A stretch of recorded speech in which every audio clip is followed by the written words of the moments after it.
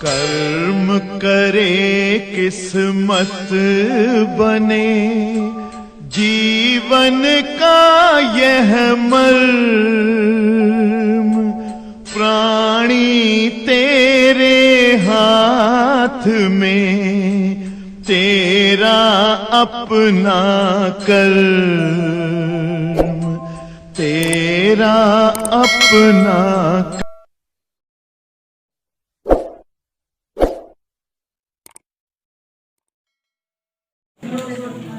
हाँ, ध्यान दीजिएगा सभी बच्चे। अनसॉल्व पेपर को सॉल्व करना है ताकि आप सबके सामने रहे, और साथ ही साथ आप सबके सामने क्वेश्चन भी लिखा रहे। क्वेश्चन घर से लिख के आया करिए, बिना क्वेश्चन लिखे जवाब ना लिखा करिए।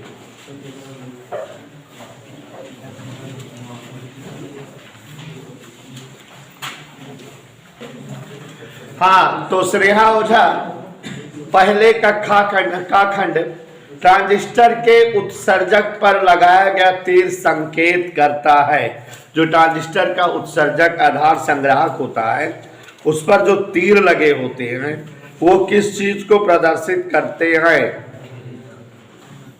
आपको बताए हैं कि पीएनपी ट्रांजिस्टर हो या एनपीएन ट्रांजिस्टर हो, तीर से ही पता लग पाता है ये कौन सा ट्रांजिस्टर है। तो जब जो है तीर उत्सर्जक से ट्रांजिस्टर की ओर रहता है तो इसका मतलब धारा उत्सर्जक की ओर या ट्रांजिस्टर के अंदर की ओर बह रही है, हम लोग पीएनपी जान लेते हैं। और बाहर की ओर रहते जान लेते हैं कि जो है धारा बाहर की ओर आ रही है, एनपीएन है। तो ये क्या दिखाता है? धारा प्रवाह की दिशा। तो पहले में बेटा तीसरा खंड सही है, धनात्मक धारा प्रवाह की दिशा दिखाती है। धनात्मक धारा प्रवाह की दिशा, पहले खंड में धनात्मक धारा प्रवाह की दिशा। प्रश्न आप लिखे रहिएगा, हम उत्तर बताते जा रहे हैं। खंड खा देखो जरा बिंदु बेटा, उत्तल लेंस की फोकस दूरी अधिकतम किस प्रकाश में होती है? आपको बताना चाहेंगे बेटा कि जो हमारा श्वेत प्रकाश विब्योर होता है, वी से आर विब्योर, VIBGYOR, वी से आर की ओर बढ़ने पर सारी दूरी बढ़ती है। क्या बोले हम? वी से आर की ओर बढ़ने पर सारी दूरी, माने जैसे तरंग दैर्घ्य दूरी है तो बढ़ती है, फोकस दूरी या भी बढ़ती है। सबसे ज्यादा तरंग दैर्घ्य लाल प्रकाश की और सबसे ज्यादा फोकस दूरी भी लाल प्रकाश की। वी से आर की ओर चलने पर दूरियां बढ़ती हैं। तो कौन वाला सही है? चौथा खंड। तो लाल प्रकाश की फोकस दूरी, लाल प्रकाश में एफ क्या होगा? मैक्सिमम। प्यारे बच्चों, खंड का यदि L तथा R क्रमशः प्रेरकत्व एवं प्रतिरोध हैं तो L/R का मात्रक क्या होगा? तो बच्चों जान लीजिए, हालांकि अभी इसको पढ़े नहीं हो, प्रत्यावर्ती धारा वाले चैप्टर का टॉपिक है। L/R माने प्रेरकत्व बटे प्रतिरोध समय होता है। क्या होता है? समय। L/R मतलब मात्रक के रूप में निकालेंगे तो क्या आएगा? L/R का मतलब जो है हमने क्या बताया बेटा? समय, सेकंड। L/R को क्या कहते हैं? समय। समय नियतांक होता है। L/R क्या कहा जाता है? समय नियतांक। तो L/R बराबर समय नियतांक, और मात्रक के रूप में बताया जाएगा तो क्या आएगा? मात्रक सेकंड। सेकंड माने यस। समझ में आया बेटा? कोई डाउट किसी को? अच्छा, इसको हम निकाल के भी दिखाएं अगर कहो तो। L/R को निकाल कर दिखा दें आपको कि कैसे ये समय आया, निकाल के दिखा देना। हाँ, L/R देखो जरा, सभी लोग ध्यान दीजिए। L/R निकाल के दिखा रहे हैं, ध्यान से देखना। R का मतलब होता है V/I। बोलो। एल का मतलब होता है एन फाई बटे आई, फाई बटा आई। आपको बताए थे एन फाई बराबर एल आई, याद हो अगर 100 पीरियड वाले में, तो उस हिसाब से एन फाई बटे आई एल की जगह हो गया। ये आई से आई कट गया, समझ आया? बोलो हाँ समझ आया। अब ऊपर फाई है, फाई माने बी इंटू ए, और नीचे क्या है वी, समझ आ रहा है? और अब v का मान, चुंबकीय क्षेत्र की तीव्रता b, देखो F बराबर आई बी एल साइन थीटा होता है, तो b का मान इस हिसाब से निकालेंगे तो क्या आ जाएगा, F upon I L into B. कोई दिक्कत बेटा? समझ आ रहा है कि नहीं? F upon I L into V. और आगे बढ़ते रहो, ध्यान से देखते रहो। F बटा आई एल वी, वी का मतलब वोल्टेज, वोल्टेज का मतलब कार्य बटे आवेश, याद करो विभवांतर, कार्य बटे आवेश। ऊपर क्यों गया, क्यों मतलब आई इंटू टी, तो आई से आई कट गया, आई से आई कट गया। और यहां F into T upon L into W को क्या लिख सकते हैं, W कार्य बराबर बल गुणे बल की दिशा में विस्थापन, F से F कट गया। Is that clear? यहां कुछ छोड़ दिए थे क्या, ए छोड़ दिए थे, ए ऐसे लिखा है, ए माने लंबाई गुणे चौड़ाई या लंबाई गुणे लंबाई, तो L L L L cut गया, क्या बचा?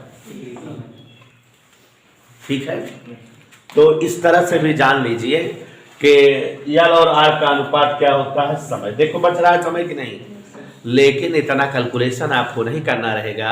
आप प्रत्यावर्ती धारा चैप्टर में जब पढ़ोगे तो वहाँ अर्जुन सर आपको बताएंगे एल और आर का अनुपात समय नियतांक होता है, और इसलिए किससे लिखा जाता है एल बटा आर को, टाइम या टी से, या जो है इसका मात्रक सेकेंड। तो समझ में डायरेक्ट याद रखो क्या मतलब है। देखो हमने करके भी दिखा दिया ना, टी आया कि नहीं बेटा?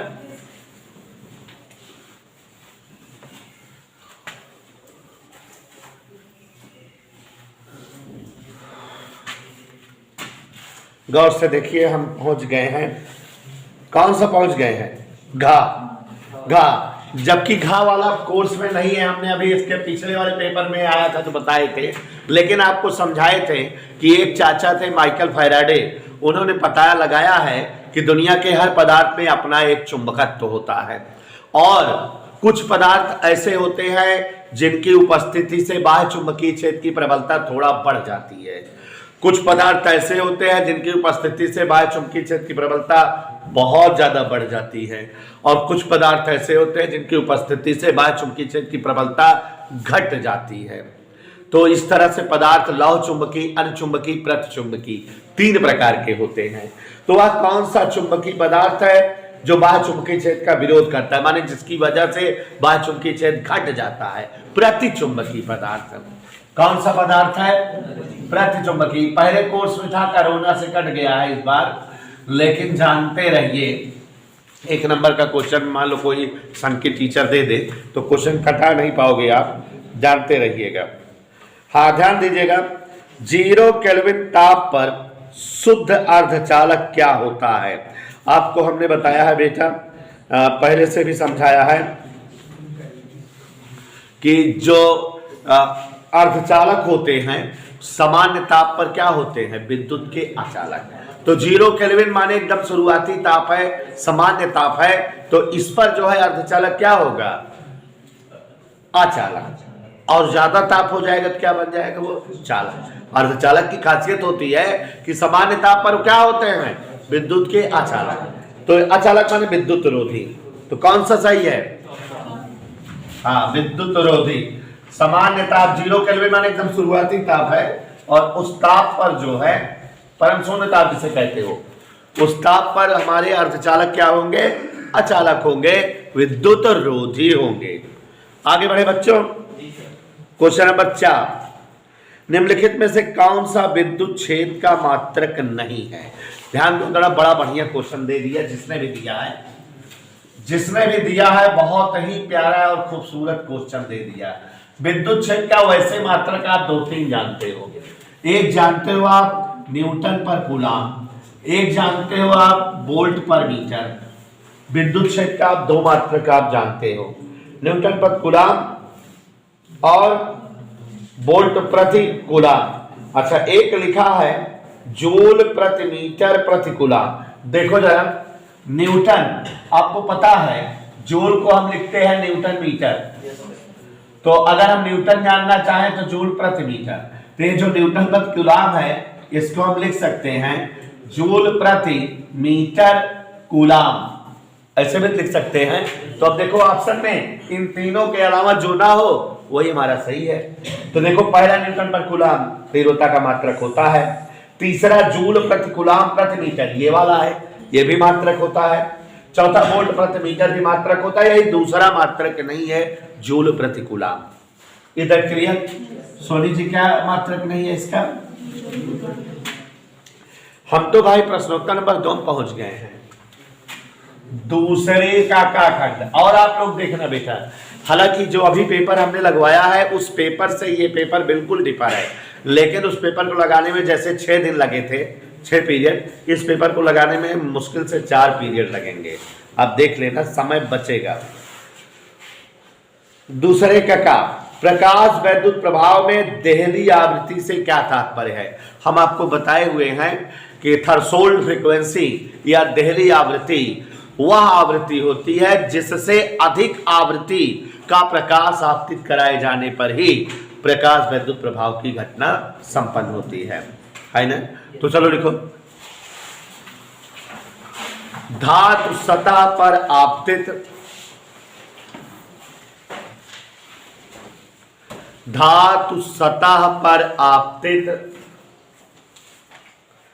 प्रकाश की वह न्यूनतम आवृत्ति। प्रश्न आप लिखे रहा करिए अंशाल कॉपी पे, धातु सतह पर आपतित प्रकाश की वह न्यूनतम आवृत्ति जिससे अधिक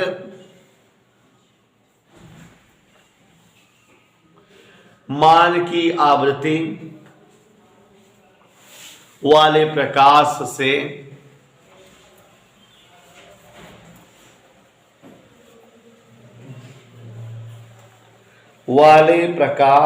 से प्रकाश इलेक्ट्रॉनों का उत्सर्जन प्रारंभ हो।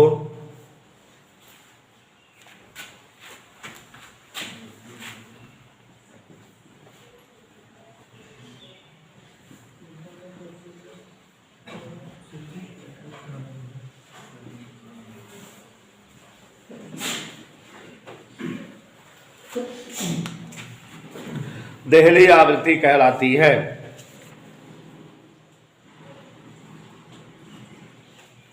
हो गया क्वेश्चन नंबर 2 कक्षा। देखो ये क्वेश्चन पीछे आया था, आप लोगों को भूल गया होगा, पिछले वाले पेपर में कराए थे नेहा। दूरदर्शी की विभेदन सीमा किन किन बातों पर निर्भर करती है? हमने बेटा आपको उसमें बताया था कि 2 निकटवर्ती वस्तुओं के मध्य की वह न्यूनतम दूरी जबकि उनका प्रतिबिंब अलग अलग मिल सके विभेदन सीमा कहलाती है, और 2 निकटवर्ती वस्तुओं के प्रतिबिंब को अलग अलग प्राप्त करने की क्षमता विभेदन क्षमता कहलाती है। यह भी बताए थे कि विभेदन क्षमता विभेदन सीमा की अपोजिट होती है, और यह भी बताए थे कि दूरदर्शी की विभेदन सीमा का फार्मूला होता है 1.22 लैम्डा बटे डी, ऐसे बताए थे। तो दूरदर्शी की विभेदन सीमा 2 बातों पर निर्भर करती है, आपतित प्रकाश की तरंगदैर्घ्य पर और दूरदर्शी के अभिदृश्यक के द्वारक पर। ठीक, देखो दूरदर्शी की विभेदन सीमा, भूल जाओगे तो नहीं आएगा जो है बीनू, तुम तो जानकार हो, अच्छे बच्चे हो तब भी। दूरदर्शी की विभेदन सीमा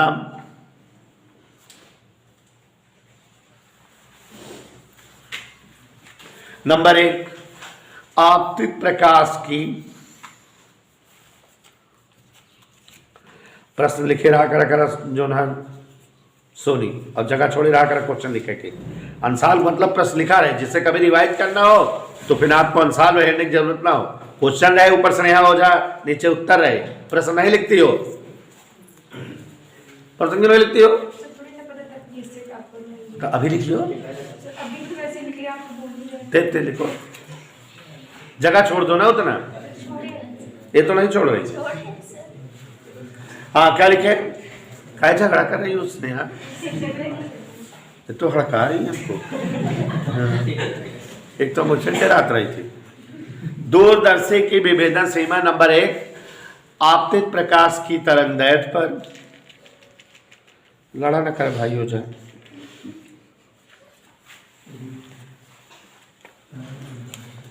आपतित प्रकाश की तरंगदैर्घ्य पर तथा दूरदर्शी के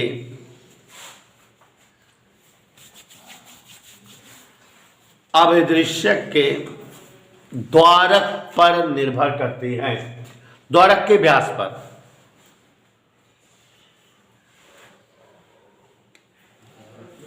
द्वारक के व्यास पर निर्भर करती है।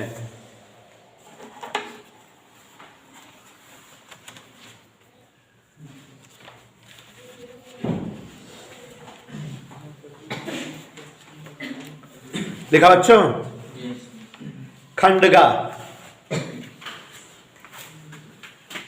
खंडगा देखिए जरा सभी लोग, V बराबर दिया है 2.8 साइन, क्या लिखा है जरा पढ़ो, 628 T माइनस π/4 और I बराबर 3.5 साइन 628 T प्लस π/4, यही है।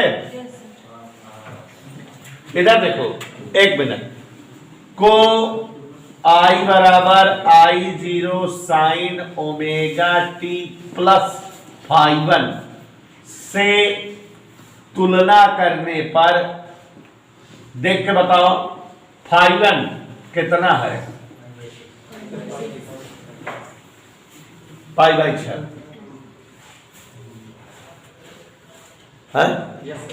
और इसमें विभवांतर वाले में को B बराबर B0 साइन 600 ओमेगा T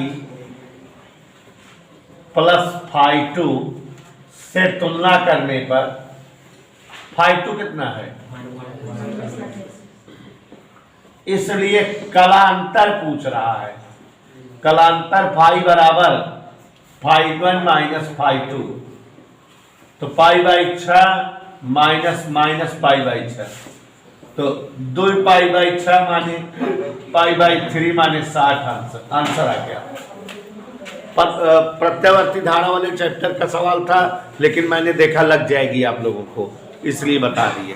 कह रहा दोनों में कलांतर बताओ। एक चीज देखो जरा, साइन का जो कोण होता है वही कला होती है, तो इस कला और इस कला का अंतर माने घटा दिए, आ गया π/3 60 से, यही कलांतर है धारा और वोल्टता के बीच। खंडघा देखो, लुईस द ब्रागली के द्रव्य तरंग की अवधारणा, तो लुईस द ब्रागली के द्रव्य तरंग के बारे में हमने आपको बताया हुआ है और पीछे वाले चैप्टर में भी आ गया था। लुईस द ब्रागली ने बताया कि प्रत्येक कण तरंग संबद्ध होता है अगर वो गतिशील हो, तो प्रत्येक गतिशील कण, गति करता हुआ कण अपने पीछे तरंगे छोड़ता है, तो प्रत्येक गतिशील कण तरंग संबद्ध होता है, अपने पीछे तरंगे छोड़ता है। ये तरंगे द्रव्य तरंगे कहलाती हैं और इनकी तरंगदैर्घ्य डी ब्रागली तरंगदैर्घ्य या द्रव्य तरंगों की तरंगदैर्घ्य कहलाती है। एक नंबर का है, यही लिख लीजिए, लिख लीजिए। लुईस डी ब्रागली के अनुसार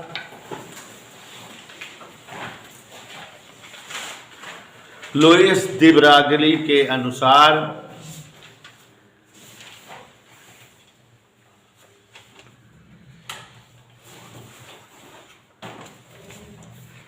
प्रत्येक कण, प्रत्येक गतिशील कण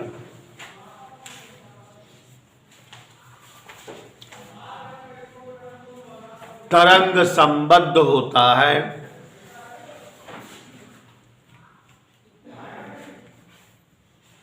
अर्थात गति करते हुए कण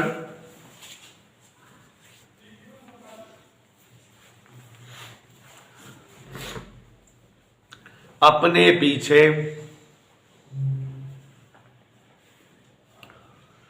तरंगे छोड़ते हैं,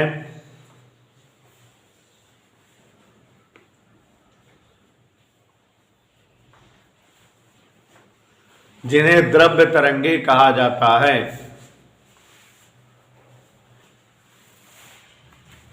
अंगा देखो बच्चों, क्या लिखा है अंगा में? अनओमीय प्रतिरोध, यही है ना बच्चों?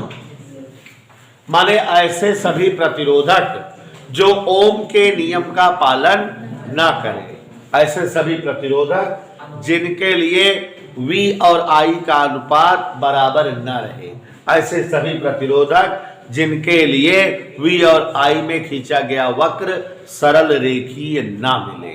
तीन बातें हैं, चलिए लिखें। ऐसे सभी प्रतिरोधक, लिख सुनिए, ऐसे सभी प्रतिरोधक जिनके लिए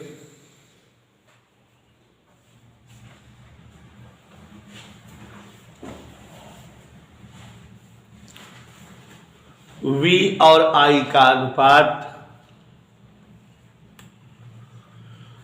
सदैव असमान रहे,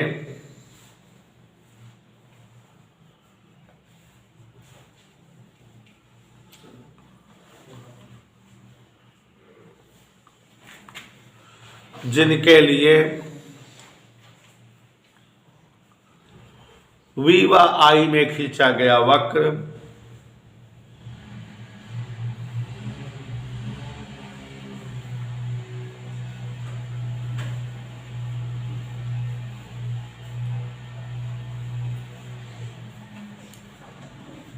सरल रेखी न रहे,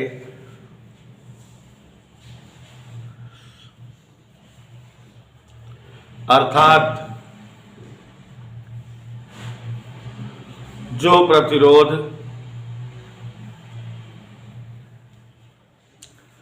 ओम के नियम का पालन न करें,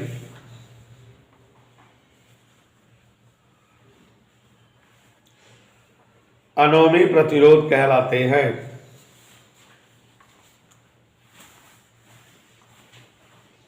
हो गए बच्चों?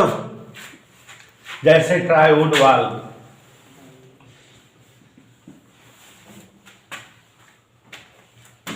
हाँ, आलोक प्रजापति दूसरे के क्या खा गए पढ़े? रेडान की अर्धांग 3.8 दिन है।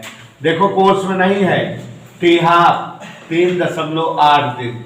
मीनू क्या बताया बेटा? कोर्स में नहीं। 25 मिलीग्राम रेडान 19 दिनों बाद कितना रह जाएगा? इधर देखिए, कुल समय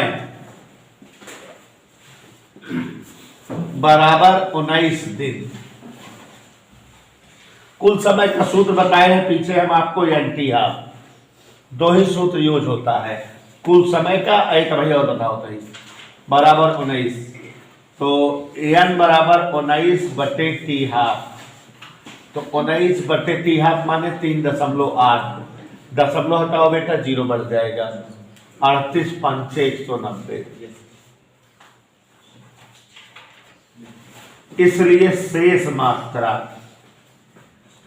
रेडियो एक्टिविटम केवल दो सूत्र यूज होते हैं, एक ये और एक ये। एक कुल समय बराबर एन टी हाफ और एक ये एन बराबर n0 गुणे 1/2 की घात है। n0 माने प्रारंभिक मात्रा। देखा कहा बा 25 मिलीग्राम रेडियन माने शुरू 25 मिलीग्राम बा। कितना रह जाए? 1/2 की घाते 5 माने 25/32 मिलीग्राम, इतना वो बचा रह जाए। 25 मिलीग्राम रेडियन 19 दिन बाद कितना बचे? 25/32 मिलीग्राम। ठीक है, भाग नहीं दे रहे हैं, आप दे लीजिएगा। क्वेश्चन नंबर 3 का चलिए कम से कम 2 नंबर में पहुंच गए हम। तीसरे का खंड, सभी लोग देखिए, उस वैद्युत क्षेत्र की तीव्रता बताइए। मतलब तीव्रता बताना वैद्युत क्षेत्र की, और यह सवाल बहुत इंपॉर्टेंट है, पहले और तीसरे दोनों लेसन में है। जो 0.001 मिलीग्राम द्रव्यमान की तेल की बूंद को, देखो 0.000 ना, क्या जीरो है, 1 मिलीग्राम माने 10⁻⁻6 किलोग्राम, मिलीग्राम है, 10⁻³ करे ग्राम बना, फिर 10⁻³ किलोग्राम, यह गलती होते ना। जिस पर 3 इलेक्ट्रॉनिक आवेश है, Q बराबर 3E, E बराबर क्वेश्चन मार्क। देखो बच्चों, जैसे कोई तेल की बूंद है तो उसका भार किधर काम करता है, अगर ये वैद्युत क्षेत्र में है तो इस पर वैद्युत बल ऊपर की ओर लगता है। दोनों अगर बराबर रहे तो ये बैलेंस रहेगी कि नहीं, तो संतुलन हेतु ये सवाल पहले पार्ट और तीसरे पार्ट दोनों से याद करो। वैद्युत बल उतने लगना चाहिए इस बुंदिया पे जितना कि इसका जो है भार है, जिससे संतुलन पर्याप्त हो जाए। और वैद्युत बल का सूत्र F बराबर Q इंटू E, भार का सूत्र M इंटू G, तो E बराबर mg बटा Q। अब इसे मान रख दो, 0.001 × 10⁻⁻6, G का मान 10, Q का मान 3 × 1.6 × 10⁻⁻।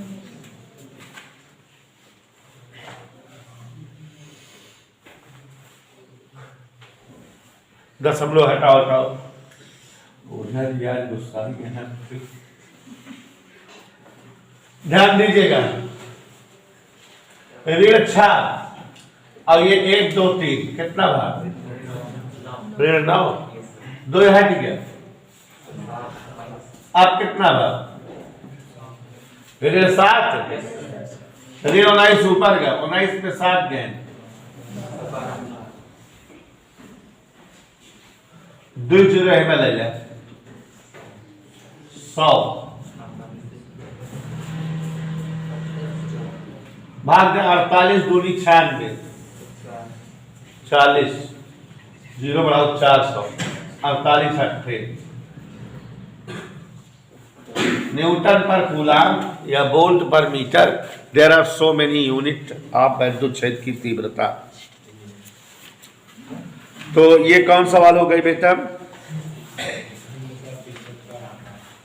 एक जनी हमारे बीनू है उत्तरे मिलावट राशन मिलाल भैया।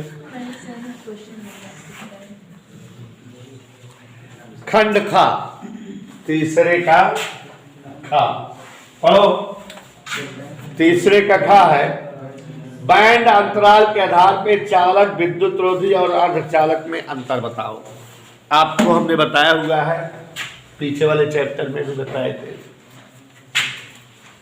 बैंड ऊर्जा ऐसे सभी पदार्थ जिनमें जो है वर्जित ऊर्जा क्षेत्र की चौड़ाई बहुत कम, संयोजी और चालन ऊर्जा बैंड की चौड़ाई लगभग समान हो, वे पदार्थ क्या कहलाते हैं, चालक। ऐसे सभी पदार्थ जिनमें चालन ऊर्जा बैंड की चौड़ाई ज्यादा, वर्जित ऊर्जा क्षेत्र की चौड़ाई भी ज्यादा हो, संयोजी ऊर्जा बैंड की चौड़ाई कम हो, ऐसे पदार्थ अचालक कहलाते हैं। क्या है? ऐसे समस्त पदार्थ जिनके जो है वर्जित ऊर्जा क्षेत्र की चौड़ाई चालकों से अधिक किंतु अचालकों से कम हो, वे पदार्थ अर्धचालक कहलाते हैं। याद आया? ऐसे लिख लोगे।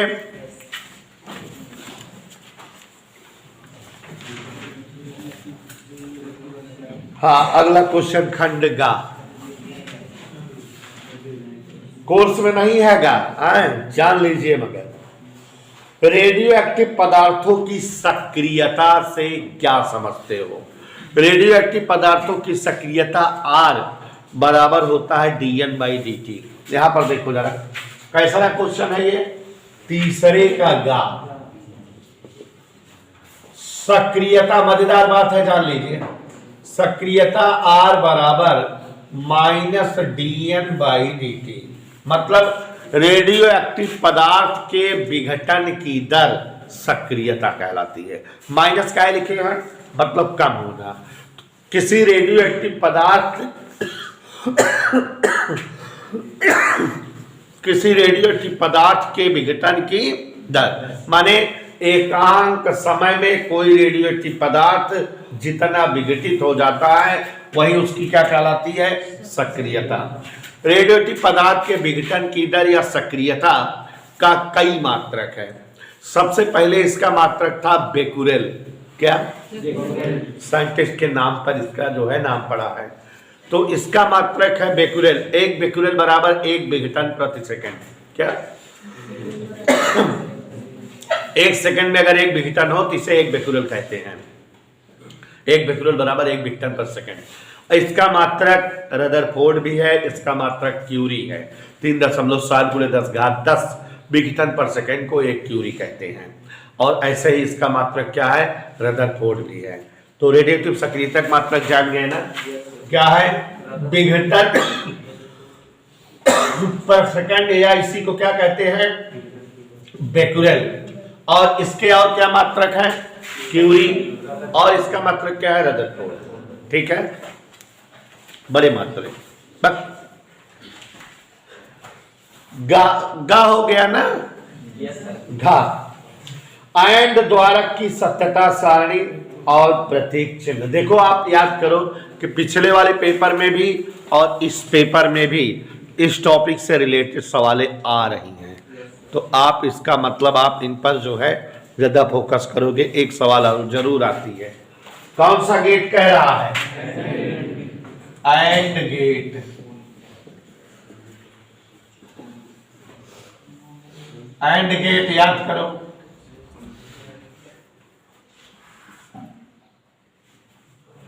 ये ऐसे एंड गेट का प्रतीक है क्या? नहीं, ध्यान से बताओ।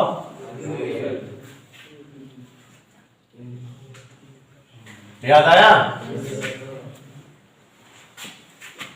इनपुट आउटपुट, ये क्या बना रहे हैं,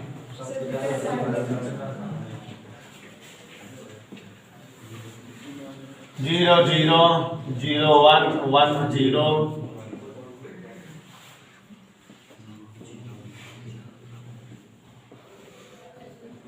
A and B equals Y। ये क्या है इसका, बुलियन व्यंजक। देखा क्या पूछा था, देखा। सत्यता सारणी प्रतीक चिन्ह बने दे, बने दे कि ना। और कौन से गेट के पूछा था, अथवा आर गेट का है। मतलब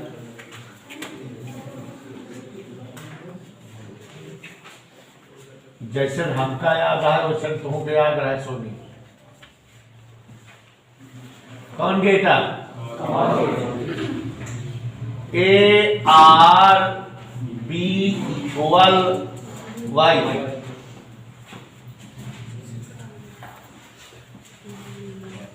याद आया, A B 0 0 0 1 1 0 1 1।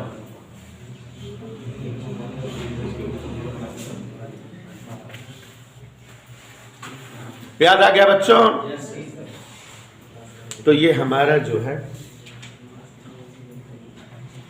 एंड गेट और आर गेट दोनों का सत्यता सारणी और प्रतीक चिन्हों का गुस्सा दिया। देखा आज हम कहे ना स्नेहा पहले गुस्सा फिर ये 3 तक हो गया। नोट करो, चौथे से लड़ाई लड़े, लेकिन इसमें सवालें हैं मस्त।